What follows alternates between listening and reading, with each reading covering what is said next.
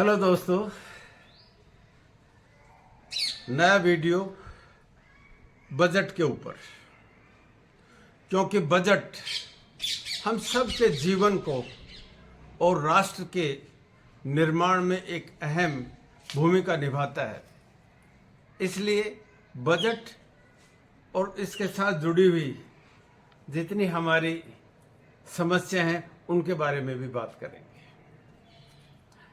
सबसे पहले ये देख लें बजट होता क्या है। Budget is an assessment of income and expenditure of a country.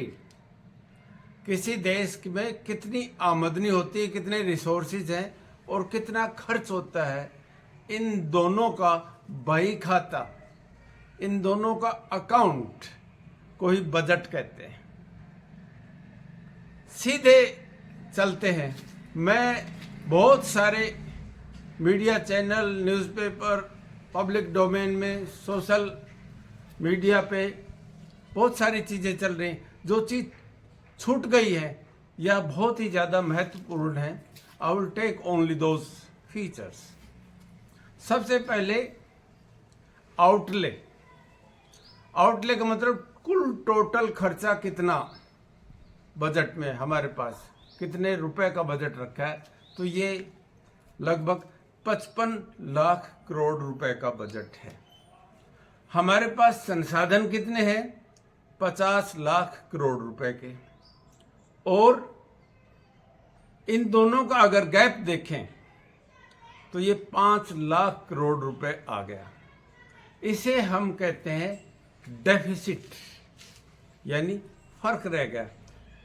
ये सीधा सीधा एक इस तरह से समझ लें, 50 को 98 समझ लें।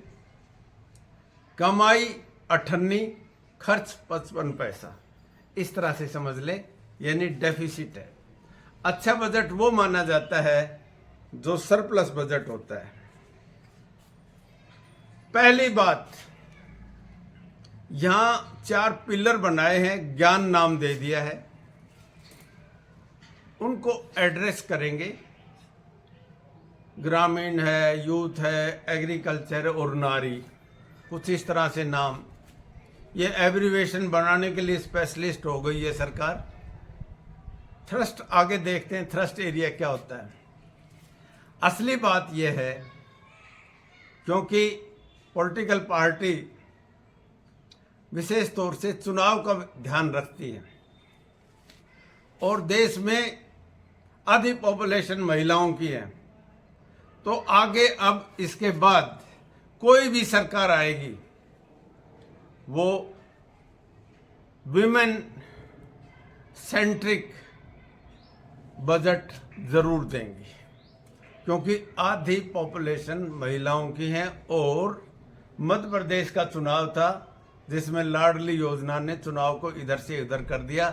दिल्ली के चुनाव में भी कहीं महिला के लिए अलग से बजट रखा जा रहा है, उनके खातों में कुछ दिया जाता है, अच्छी बात है। दूसरा, क्योंकि पॉपुलेशन गांव में ज़्यादा है और एग्रीकल्चर बेस्ड हमारी इकोनॉमी है, वहाँ से भी है वोट ज़्यादा, और यूथ को एड्रेस करना जरूरी भी है, अच्छी बातें।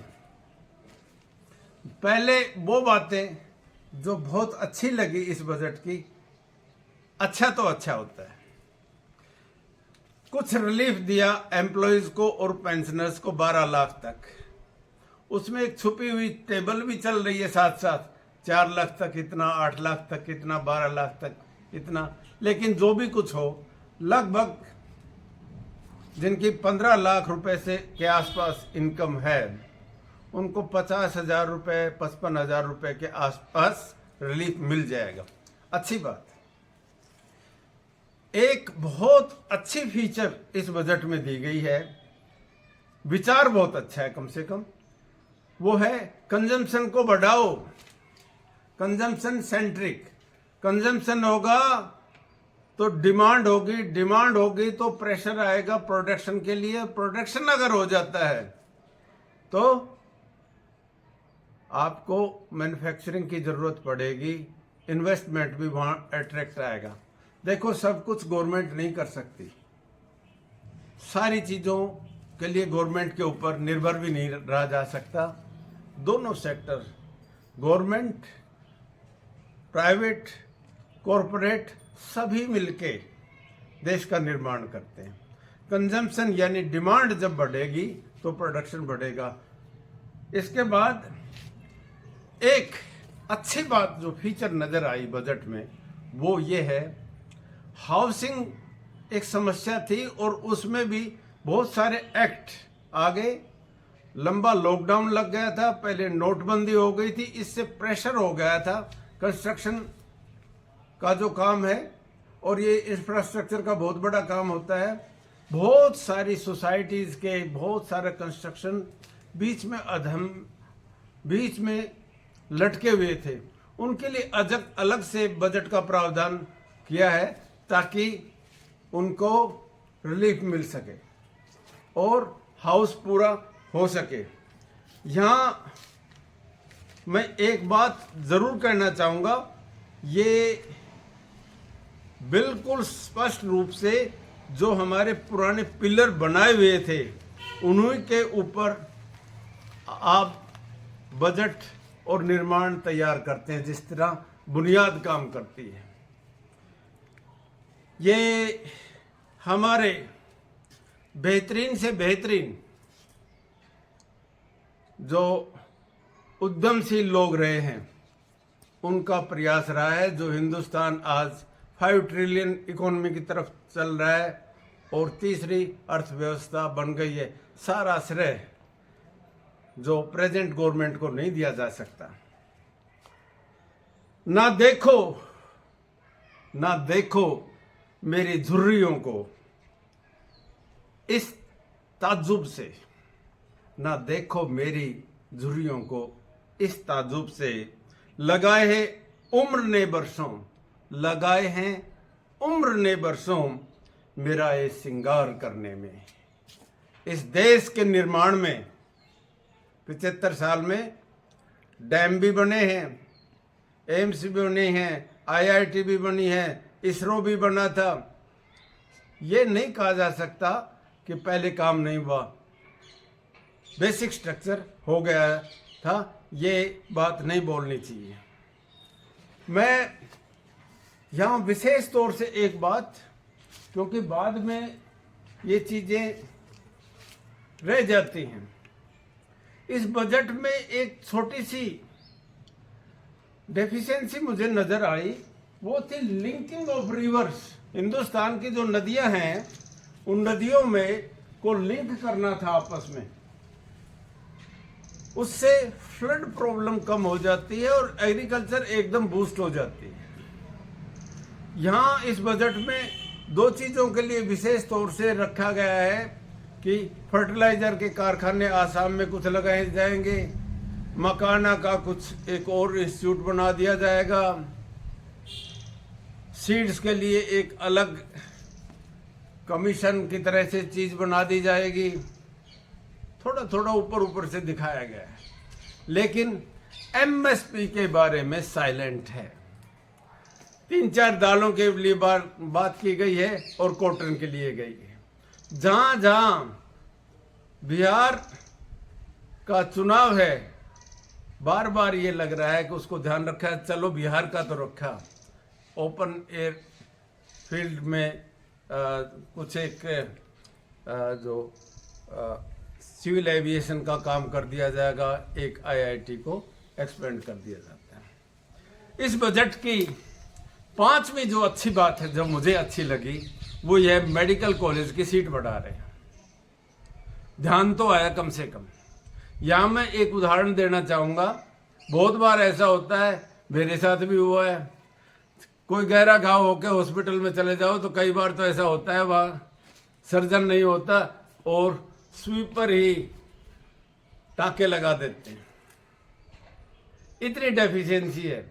मेडिकल और मेडिकल के लिए विशेष तौर से बजट रखना, और सीट, मैं तो ये कहता हूँ थोड़ी सी सीट नहीं, 5 टाइम्स सीटें बढ़ा देनी चाहिए। अंदर इंफ्रास्ट्रक्चर है, डिजिटल इंडिया हो गया।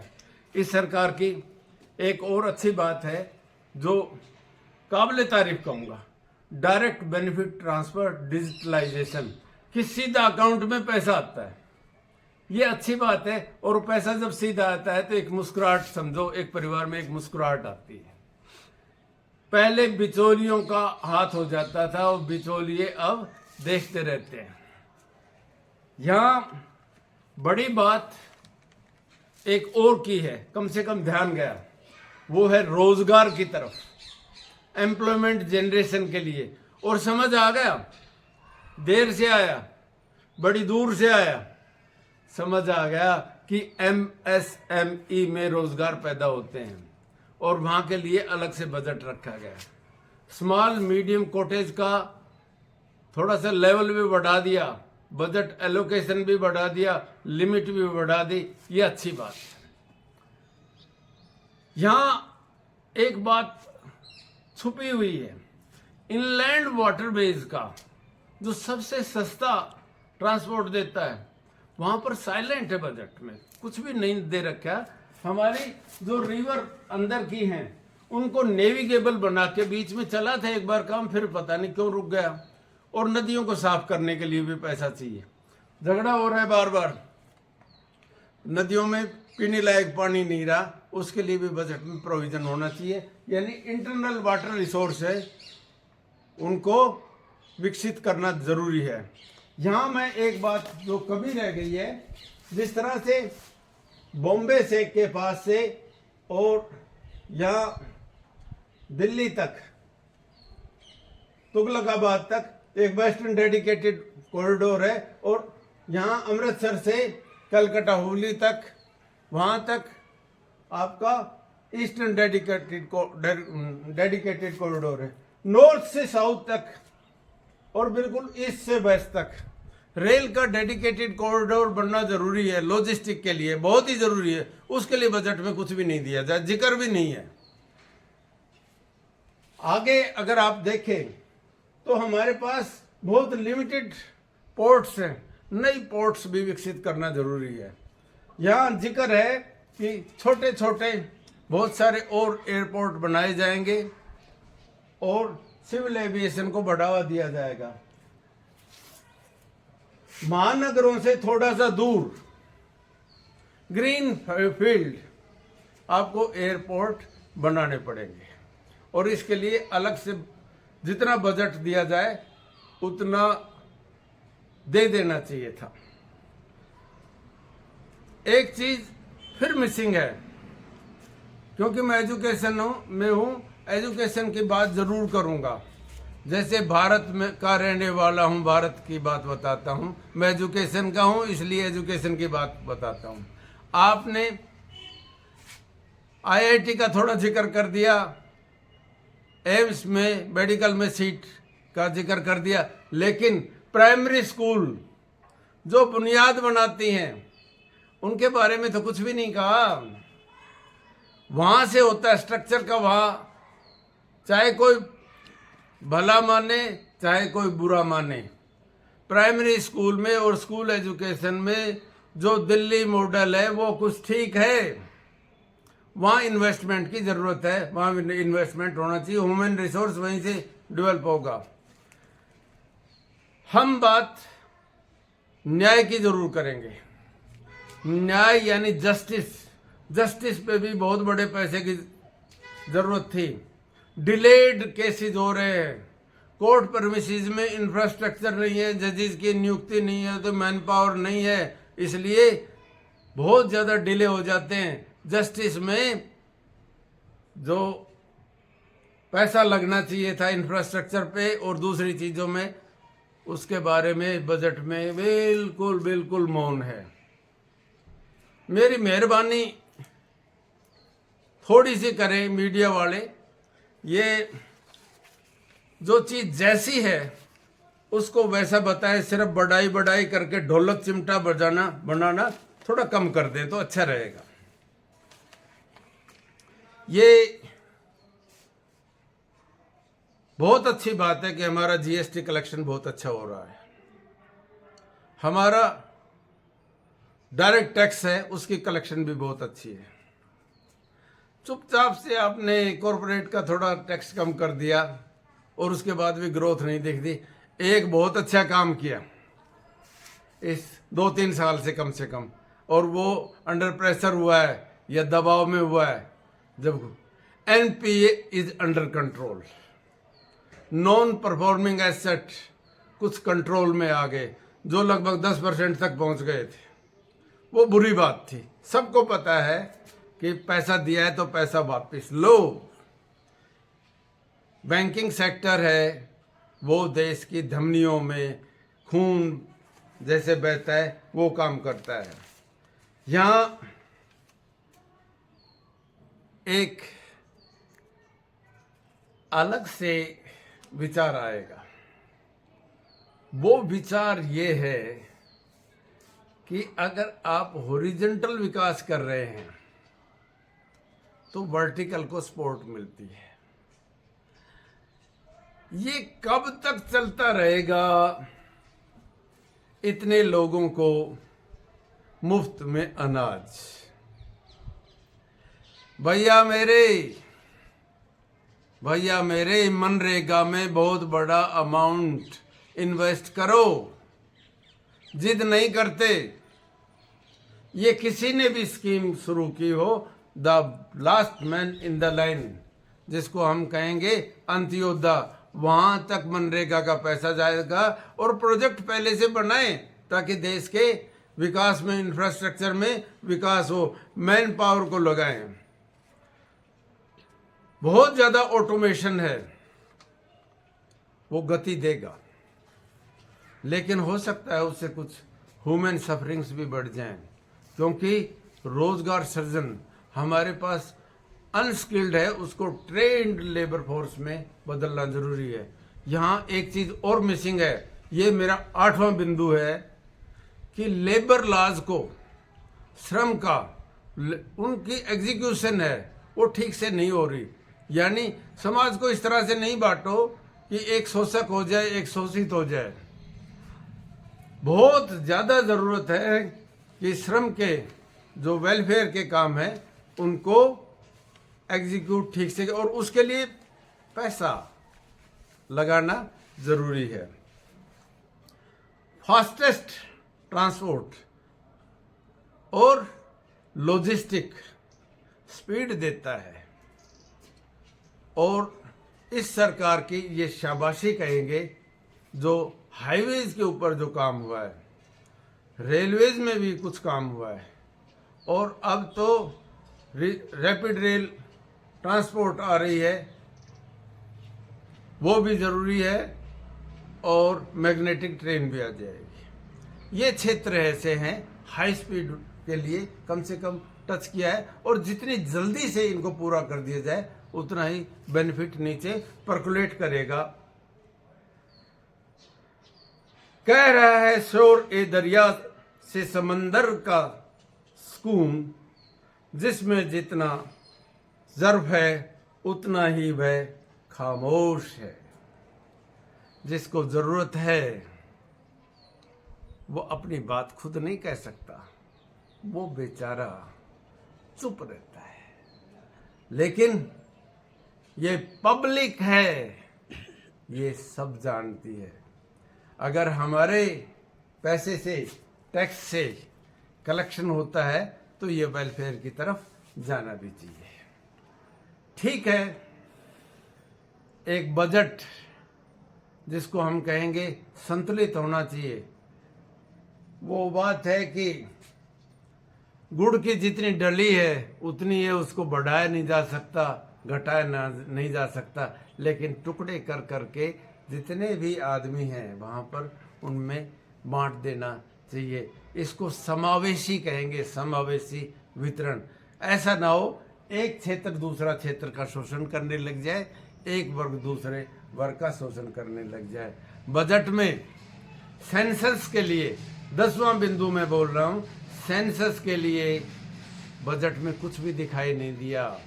जनगणना आवश्यक है, जनगणना से योजनाएं बनेंगे। हमारे पास डेटा नहीं होगा तो करेंगे काम कैसे? और जो मेहनत कश लोग हैं, सबसे पहले वहाँ जाना चाहिए, क्योंकि दाना खाक में मिलकर गुले गुलजार होता है। जो ज़मीन में काम करता है उसके पास बेनिफिट मिलने चाहिए। आखिर में वही बात कहते हुए अपने आप को सक्षम बनाओ, इतना सक्षम बनाओ, इतना सक्षम बनाओ, खुदा तुमसे पूछे तेरी रजा क्या है। खुदा तुमसे पूछे तेरी रजा क्या है। जय हिंद।